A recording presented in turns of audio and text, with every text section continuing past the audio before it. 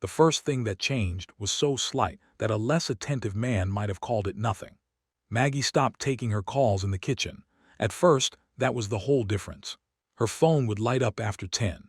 She would glance at the screen, lift it without a word, and step out onto the lanai before answering.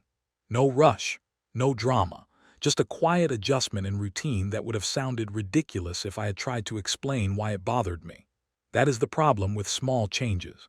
They do not look serious enough to justify your concern, which lets them stay in the house longer than they should. My name is Mike Lyons. I was 45 then, and I managed a hotel bar in Hawaii. Most people imagine a bar manager spends his time laughing with tourists and polishing glasses in front of the ocean. That exists, but it is not the work. The real job is stock, timing, staffing, vendor pressure, guest moods, waste, theft, and the invisible mechanics that keep a room feeling effortless. A bar only looks relaxed when someone is paying close attention to everything that could make it fall apart. That kind of work trains you. You learn to read a pause before you hear the lie that follows it. You learn that the room usually shifts before the trouble speaks. You learn that what is missing matters as much as what is present. My wife Maggie worked liquor sales for a premium distributor. In plain English, she sold high-end spirits to bars, restaurants, hotels, and event buyers. She knew who was opening, who was failing, who wanted prestige bottles they could not afford, and which owners needed their egos stroked before they could be sold anything. She was good at it because she understood status and timing, and because she knew how to make people feel like saying yes had been their idea. We had been married 9 years. On the surface, we looked ordinary and settled in the best way. We lived in Honolulu. We had routines, shared groceries, Sunday lunches near the water when our schedules lined up, 2 beach chairs in the garage, a coffee maker that dripped unless you slammed the lid, a marriage that did not look dramatic enough to be fragile. Those are often the marriages where damage can hide the longest.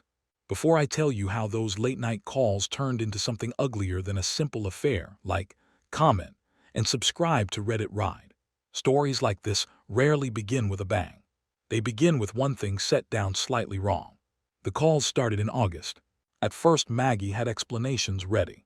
Mainland supplier, time zone issue, a rep in California finally free after dinner service, a buyer in Vegas trying to move an order before quarter close. All of it sounded possible because hospitality does run late, and salespeople know how to borrow credibility from the hours other people work. What bothered me was not that she had reasons. It was how smooth they were. One Tuesday, around 11:30, I was at the kitchen island checking next week's order sheets while she rinsed a wine glass in the sink. Her phone buzzed. She looked at it, shifted slightly away from me and said, "I need to take this." "It's Jason." Jason was her regional manager. I had met him twice. He was the kind of man who bought watches that arrived before his character did. Maggie stepped outside and shut the slider behind her. I stayed where I was, staring at the order sheet in front of me. 6 cases of agricole room, 4 mezcal, 1 Japanese whiskey I had been chasing for a tasting. I remember those numbers because that is how memory works when your life starts to move under your feet. It nails itself to ordinary things and makes them permanent. She came back 14 minutes later, picked up her water and said, "The Maui account is a mess." I asked what happened. She shrugged and said, "Just work garbage." That line stayed with me. Maggie liked explaining her work when it made her look capable. She was not the kind of woman who flattened her own competence unless she wanted the subject to end. The next week, the calls came on 3 separate nights. Once from the bathroom with the faucet running. Once from the driveway with the engine off. Once from the lanai while rain moved in over the dark water, and she stayed outside long enough that the excuse of "just work" started to feel like a costume she was wearing for my convenience. I noticed. I kept quiet. There is a difference between silence and inattention. Men get accused of confusing the two because it benefits people when they do. I was not missing anything. I was letting the pattern complete itself. The first outside clue came from Kimo, my assistant bar manager. He mentioned it in the back office while we were reviewing pour cost. Pour cost is the percentage of your drink revenue that gets eaten by the actual liquor. If that number climbs, something is wrong. Overpouring, waste, theft, bad pricing. Sometimes all of it at once. Kimo was not a gossip. That mattered. He said, saw Maggie up in the lanai room Tuesday. The lanai room was our rooftop event space, closed most days unless there was a buyout, a tasting, or a private preview. With who, I asked. Jard Vale. The name landed badly immediately. Jard was a beverage consultant. In simple terms, he was one of those polished men hotel owners hire when they want a new identity for a bar or a members club and need someone expensive to explain it back to them. Some consultants are useful. Some are decorative. Jard was useful enough to keep getting hired and vain enough to be dangerous. Probably work, I said. Kimo gave one small nod and left it there. That was another reason I trusted him. He knew when facts were enough. That night I asked Maggie how Tuesday had gone. She said, "What about it?" with Jard, a small pause. "Oh, he wanted to walk a tasting setup. At the lanai room, yes.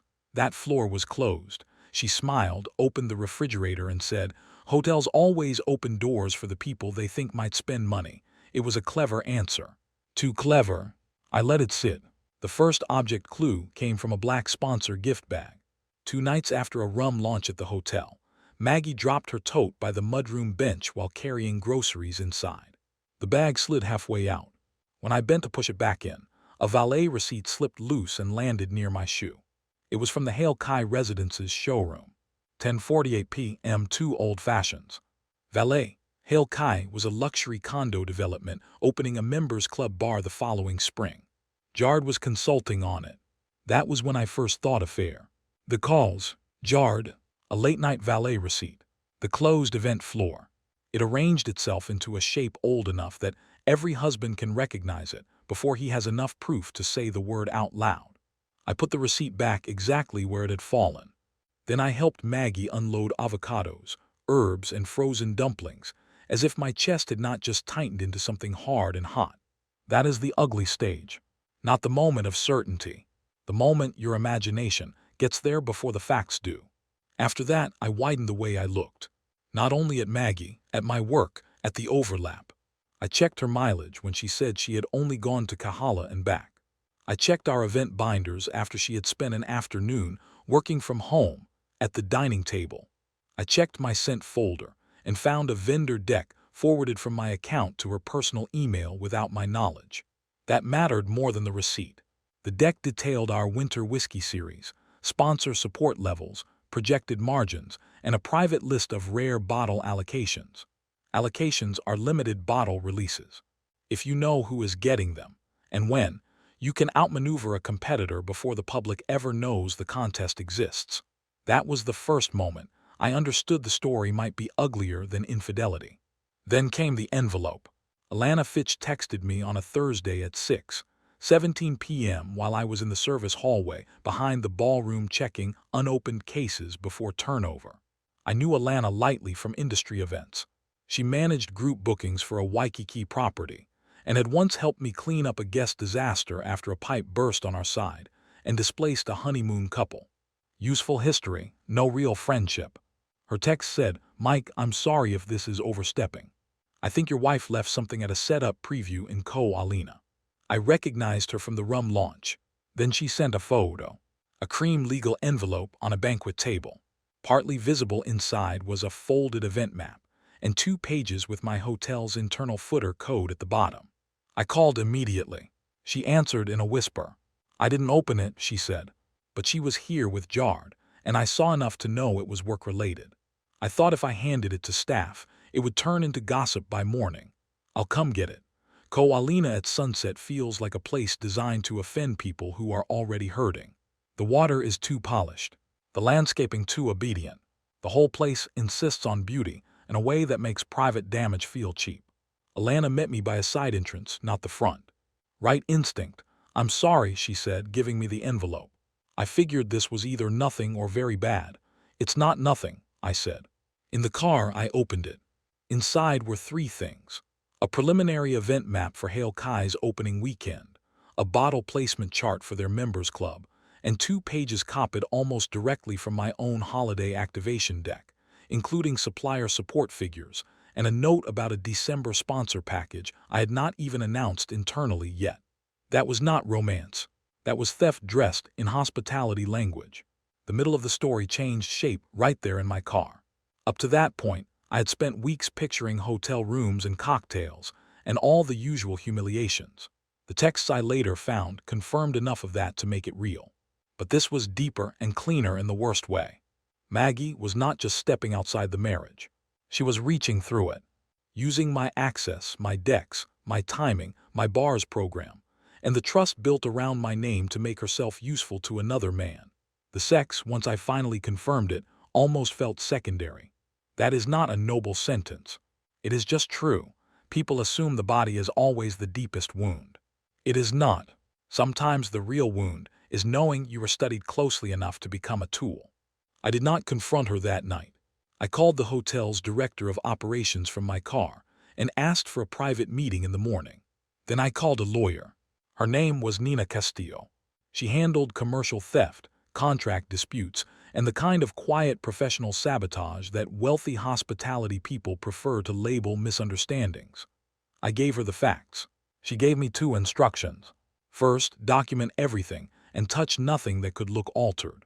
Second, decide whether I wanted the marriage confrontation first or the business confrontation first, because once one started, the other would move whether I was ready or not. That is what good legal advice sounds like. Not comfort. Sequencer. The next 48 hours were paper. Badge access logs, vendor decks, email headers, printer history, event schedules, a thread from Maggie's laptop, which she left open on a Tuesday afternoon because overconfidence eventually makes everybody careless, where Jard wrote, "You getting me those December numbers was the real turn." And Maggie answered, "Then maybe stop pretending the room was all you wanted." There it was, the affair and the worst thing beneath it. 2 vulgar forms of betrayal woven together. I sat at the kitchen table with that thread on the screen and felt less heat than I expected. The anger had already done its work. What replaced it was order. The same mental shift that happens when a loud argument at a bar stops being an argument and becomes a situation with rules.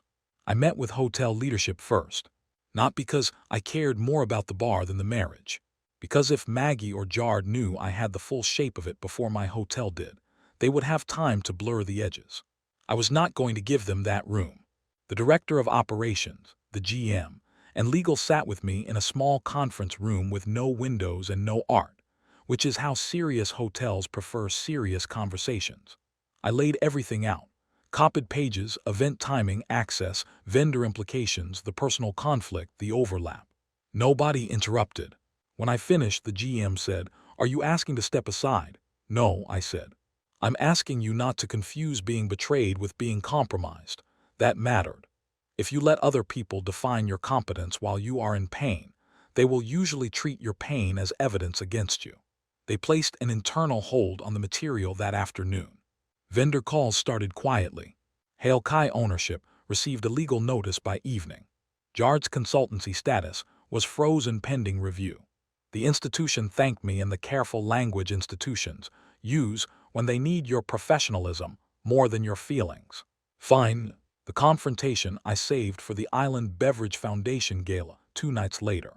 Maggie had planned to attend for weeks. So had Jard. So had most of the people whose opinions mattered in our industry. It was perfect. Public enough to sting. Controlled enough to stay clean. Polished enough that calm would look stronger than rage. That matters more than people think. Anybody can be loud. Precision takes appetite and self-command at the same time. Maggie wore black silk. Jard wore a cream jacket that made him look like a man trying to inherit something he had not built. I arrived alone. The ballroom at the Kahala glowed the way expensive rooms do when they are designed to flatter weak people into feeling important. Warm light, sponsor boards, ocean air slipping in from the terrace. Every third person holding a drink, they were too distracted to finish. I let the room move for 20 minutes. I watched Maggie work it. Hand on elbow. Smile, pause, small head tilt. She had always understood timing. That was part of how she fooled me. She knew exactly how long to hold a room before releasing it. Jard kept checking for her without making it look obvious. He failed, that told me enough. The foundation director stepped to the mic to thank sponsors. Maggie was next on the program to introduce a premium rum partner she had helped court. At that exact moment, I crossed the room. Not rushed, not angry looking, just finished. I stopped beside her as she turned toward the stage cue. "Mike," she said. Her smile was still there. Reflex first. Awareness second. I held out the cream envelope Alana had given me, now resealed and copied. "We need to talk," she said. "No," I said. "They do." Then I turned just enough for the nearest circle to hear me and said the only line I had carried there. "Before you let Maggie talk about partnership, somebody should ask how much of my bar and how much of my marriage she traded to help Jard open his." The silence came in layers. No immediate shouting. No scene. Just stillness, then the slow outward spread of comprehension. Maggie's face went completely blank for half a second. Jard lost his color first. He put down his glass without drinking. The foundation director froze with the mic still half raised, which is how you can tell a man is calculating liability before sympathy. I handed the envelope to the Hale Kai Group GM, who was close enough to hear and pale enough to understand the shape of his evening. "It's all in there," I said. No one stopped me. There was nothing to stop. The room had already shifted. Maggie finally found her voice. "Mike not here." That almost made me smile. "Everything that mattered happened here," I said. "You just thought I'd be somewhere else." Jared said my name once, like he wanted to pull me into a side conversation where we both pretended the real injury was male pride. I did not give him that. I looked at Maggie and said evenly, "You weren't unhappy. You were opportunistic." That was the line that ended her. Not the envelope, not the affair, not the room, that word. Because she knew it fit. I left before the explanations began. That was the last thing I gave myself that night. I did not want a tearful hallway or Jard's polished little defense or Maggie trying to stitch remorse and strategy into something survivable. I walked through the lobby, out into the warm dark, and sat in my car with both hands on the steering wheel until my breathing steadied. The masculine thing, at least as I understand it now, is not pretending pain is beneath you. It is refusing to let pain direct the performance. So I drove home. The divorce moved quickly, because by then the business consequences were already outrunning the personal ones. Hale Kai cut Jard loose. Suppliers started asking questions. Maggie's distributor put her on leave, then separated from her quietly when 2 copied decks proved traceable. Nobody used the word blacklist, because polished industries prefer softer vocabulary. But calls stopped getting returned. Lunches stopped happening. In her world, that was the same thing. She asked twice to meet without lawyers. I declined twice. The third time, months later, I agreed to coffee in broad daylight at a place where nobody went to impress anyone. She looked older, not broken, just stripped down in a way I had never seen before. "I thought it was just work," she began, then stopped and shook her head. "No, that's not true. I thought I could keep the compartments separate." I listened. She cried once and stopped herself. "I like being wanted," she said finally. "And I like being useful to the wrong person." That was closer to truth than anything she had said before. I asked one question. "Would you have stopped if I hadn't found out?" She looked at the coffee. That was enough. We did not reconcile. That never seriously tempted me after the gala. Some things can be repaired. Others technically can. But the cost of living inside the repair is worse than the damage. I know enough about maintenance to respect that distinction. The better part came later and much quieter. Her name was Lena. She programmed events for a small cultural center in Kaimuki and first crossed into my life because our hotel hosted one of their fundraiser tastings 6 months after the divorce was final. She asked clean questions and waited for real answers. She did not flirt by default. The first time we got coffee, she asked what I still liked about managing a bar after all these years. I told her the truth.